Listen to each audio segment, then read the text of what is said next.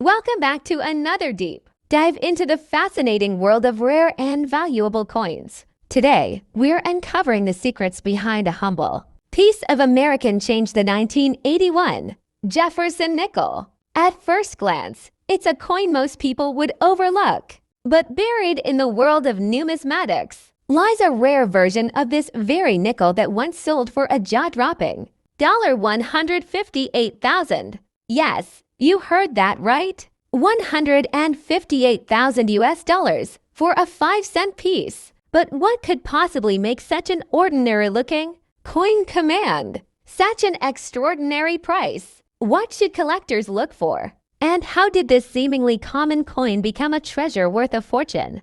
Let's dive deep into the world of the 1981 Jefferson nickel and find out. To truly appreciate the 1981 Jefferson nickel, we need to go back to the beginning. The Jefferson nickel was first introduced in 1938, replacing the Buffalo nickel that had circulated for 25 years. Designed by German-American artist Felix Schlag, the Jefferson nickel featured a portrait of the third President of the United States, Thomas Jefferson, on the obverse, and his famous Monticello estate on the reverse. It was a design that would become an American staple, and by 1981, the coin had already been in continuous production for over 4 decades. Now, the 1981 issue of the Jefferson nickel came at an interesting time in American coinage. The U.S. Mint was preparing for major changes, especially with the introduction of new technology and procedures.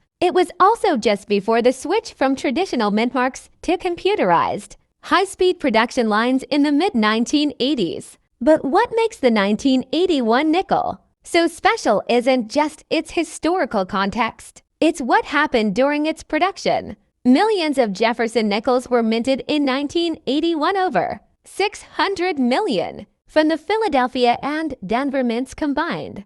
On the surface, this would make it seem like the 1981 nickel is extremely common, and in most cases, it is. But among those millions, there are rare exceptions. Extremely high-grade specimens, those graded by professional services like PCGS or NGC at Mint State 6, 7, or higher, are exceedingly rare. And then there's the Holy Grail, full steps. Full steps refer to the details on the reverse of the coin, specifically the stairs leading up to Monticello. A coin with fully struck steps, completely uninterrupted and showing all 6 lines clearly, is a rarity. Why? Because during most years, the dies used to strike nickels didn't create strong enough impressions to bring out that fine detail. In 1981, finding a nickel with full steps, let alone one in perfect condition, is almost like finding a needle in a haystack.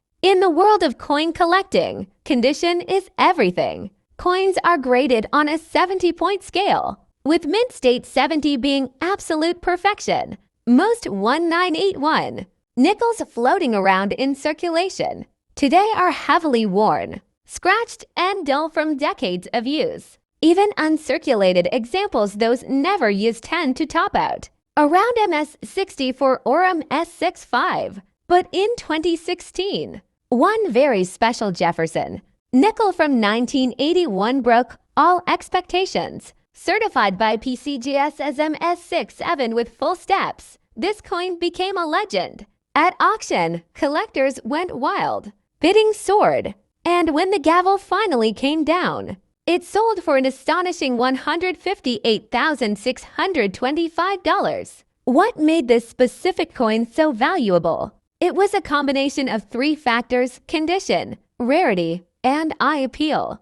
There were simply no other known examples from that year in such pristine condition with full steps. For advanced collectors trying to complete a registry set, it was a must-have. So how can you tell if your 1981 Jefferson nickel might be worth something? Start by looking closely at the reverse of the coin, specifically at Monticello. Use a magnifying glass or coin loop. Are all the steps clearly visible, without breaks or blurring? That's the first step, literally and figuratively. Then check the overall condition. Is the coin uncirculated? free from scratches, wear, and dings. Does it have a sharp strike and a strong luster? If it passes those tests, you might be holding something special. The next step would be to have it evaluated by a professional grading service like PCGS or NGC. Only then can its true value be determined. But remember, these valuable coins are incredibly rare. Most 1981 nickels are worth only face value. However, the hunt is half the fun. And knowing what to look for turns every coin you find into a potential jackpot. There's another angle to this story that makes it even more interesting. The forgotten legacy of the Jefferson nickel itself. For decades, it was the underdog of American coinage, overshadowed by the penny and the silver dollar. The nickel was often ignored by collectors. But in recent years, that's changed. With the rise of registry sets and specialized collectors focusing on full steps varieties, the Jefferson nickel has gained newfound respect. Coins like the 1981 MS67FS have led the charge, turning what was once pocket change into prized artifacts. And who knows? Maybe the next $158,000 nickel is still out there, tucked away in an old coin jar, hidden in a drawer, or mixed in with everyday change. So the next time you come across a Jefferson nickel, especially one from 1981, don't dismiss it. Take a closer look. You might just find a treasure that could change your life.